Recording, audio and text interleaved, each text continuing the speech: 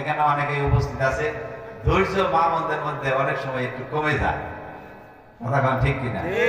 একটা কথা অনেক সময় মা বোনেরা বলে থাকে, আপনি 10 বছর পর্যন্ত আপনার স্ত্রীকে আপনি ঠিক মতো পোশাক দিচ্ছেন, যার যা প্রয়োজন সবকিছু দিচ্ছেন, ঠিক মতোই দিচ্ছেন, একদিন অভাব পড়ছে, কি গো জানি, হ্যাঁ এমন একটা স্বামীর ঘরে আইছিলাম আমি, জীবনটা ভরাই আমারে জ্বালাইবে, কি কন জীবনটা ভরাই মানে কি করছে, জ্বালাইয়া গেল।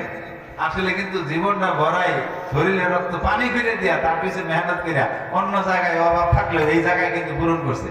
কথা ঠিক কিনা? পূরণ করার পরে এই কথাটা তার মধ্যে আইসা যায়। এগুলো না নাশুকরি, এগুলো কি নাশুকরি। মা ও বোনেরা, আপনারা স্বামীর প্রতি আনুগত্যশীল থাকুন, অর্থাৎ তাদের যে কোনো কাজে খুশি থাকবেন।